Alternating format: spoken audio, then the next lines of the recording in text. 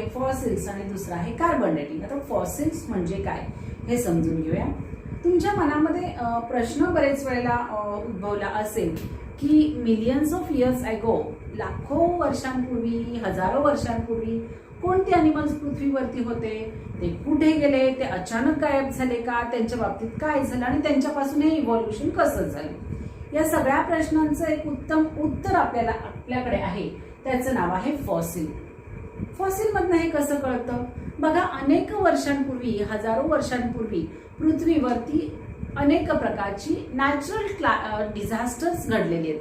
जसं की काही वेळेला ज्वालामुखी आलेला होता, काही वेळेला मोठमोठे भूकंप झालेले होते, काही वेळेला मोठे मोठे पूर, पावसामुळे पूर आलेले होते.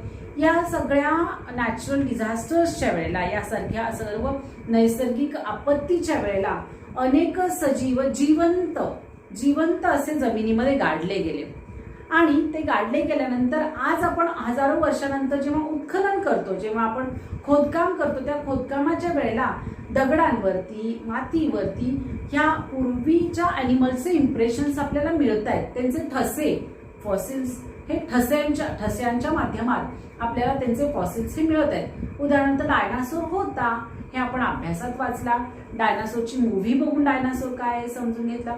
पण प्रत्यक्षात डायनासोर होता हे कळलं कधी, ज्या वेळेला उत्खननाच्या काही गोष्टी पृथ्वीवरती चालल्या होत्या, त्यावेळेला माणसांना पृथ्वीच्या खोल भूगर्भामध्ये काही हाडांचे नमुने सापडले, जे जोडून आपल्याला लक्षात आलं की हा डायनासोर सारखा ॲनिमल होता.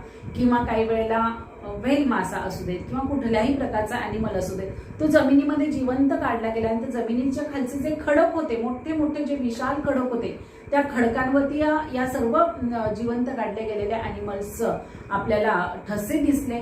त्या ठशांवरून आपल्याला समजलं की हे ॲनिमल्स पूर्वी होते.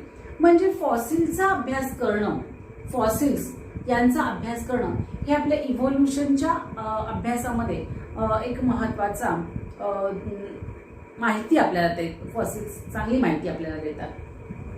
आपण याचे डेफिनेशन बघूया. Remnants and impressions of organisms remain preserved underground, which are called as fossils. And fossils is an important aspect of study of evolution. उत्क्रांतीचा, इव्होल्युशनचा अभ्यास करत असताना फॉसिलचा अभ्यास आपल्यासाठी फार मोलाची मदत करून जातो. Now we will proceed to understood the fourth evidence, that is the palenotological evidence with help of carbon dating. What is carbon dating? Carbon dating is the technique to understand the age of fossil. Means we can find out the age of fossil with help of with help of the element carbon 12 and carbon 14, which is present in that fossil body. Okay, actually what happens, all the animals and plants during their alive stage or when they are in the living stage consumes the carbon. Okay, this carbon consumption stops only after their death. Means after death the element carbon 12 and carbon 14 is still present in that dead body or in that fossil body. Okay, carbon 12 is a non-radioactive element and carbon 14 is a radioactive element. So when the fossil is present in the ground or it is buried under the ground, the non-radioactive element remain whatever it is in that proportion, and the proportion of carbon 14 goes on changing as it is radioactive element.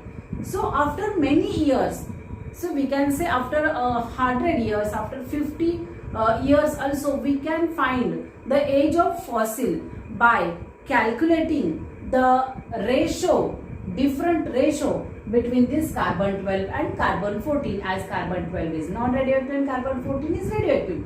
We can calculate the difference in the ratio of these two elements and we can find out the age of fossil. पॅलेनोटॉलॉजिकल इव्हिडन्सच्या चौथ्या पुराव्याचा अभ्यास करत असताना आपल्याला fossil समजून घेतल्यानंतर carbon dating समजून घेणं फार महत्त्वाचं आहे. कार्बन डेटिंग ही एक टेक्निक आहे ज्याच्यामध्ये आपल्याला फॉसिलचं वय काय आहे ते आपल्याला समजतं. Carbon dating it is a technique to understand the age of the fossil. Okay, actually काय होतं, अलाइव्ह ॲनिमल्स अँड प्लांट्स नेहमी कार्बन कन्झम्पशन हे करत असतात. म्हणजे जिवंतपणी सर्व प्रकारचे ॲनिमल्स कोणत्या ना कोणत्या रूपात त्यांच्या शरीरामध्ये कार्बन हे घेत असतात, खात असतात. ते कार्बन त्यांच्या शरीरामध्ये साठवलं जातं. हे कार्बन कन्झम्पशन तेव्हाच थांबतं जेव्हा ते मृत्यू पावतात. म्हणजे कुठलाही ॲनिमल मृत्यू पावल्यानंतर त्याच्या शरीरातलं कार्बन कन्झम्पशनची प्रोसेस थांबते आणि आता त्यांच्या शरीरामध्ये कार्बन हा साठवलेला आहे. जो फॉसिल म्हणून जो ॲनिमल जमिनीखाली गाडला गेलेला आहे त्याच्या शरीरामध्ये कार्बन हा एलिमेंट आहे. हा कार्बन एलिमेंट आपल्याला 2 रूपामध्ये आढळून येतो, कार्बन 12 आणि कार्बन 14. कार्बन 12 हा नॉन रेडिओ एलिमेंट आहे आणि कार्बन 14 हा रेडिओ एलिमेंट आहे. म्हणजे कार्बन 12 जेवढ्या प्रमाणात आहे मृत्यूनंतर जन्मतः जेवढ्या प्रमाणात जिवंत असताना कार्बन 12 त्याच्या शरीरामध्ये जेवढ्या प्रमाणात होतं ते मृत्यूनंतरही त्याच्या शरीरामध्ये कार्बन 12चं प्रमाण तेवढंच राहतं, कारण ते नॉन रेडिओ आहे. आणि कार्बन 14 मात्र रेडिओ एलिमेंट असल्यामुळे त्या पर्टिक्युलर ॲनिमलच्या मृत्यूनंतर त्याच्या शरीरातनं कार्बन 14चं उत्सर्जन हे कंटिन्यू चालू असतं. उत्सर्जन म्हणजे रेडिओ ऍक्टिव्ह एलिमेंट आहे ना, त्यामुळे त्याचे रेडिएशन शरीरातून बाहेर पडत जातात. त्यामुळे हा कार्बन 12 आणि कार्बन 14 यांचे प्रमाण, यांचा रेशो जो आहे तो बदलत जातो. कार्बन 12 आहे तिथेच आहे आणि कार्बन 14 मात्र रेडिएशन कंटिन्यू चालू असल्यामुळे कार्बन 14चं प्रमाण हे कमी होत जातं.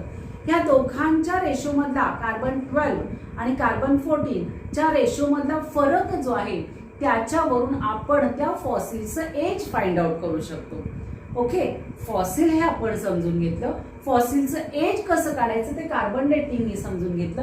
यावरून आपण पॅलेनोटॉलॉजिकल इव्हिडन्स हे आपल्या आपल्या अभ्यासाचा एव्हिडन्सेस ऑफ इव्होल्युशन याचा एक उत्तम एव्हिडन्स आहे किंवा पुरावा आहे असं आपण म्हणू शकतो.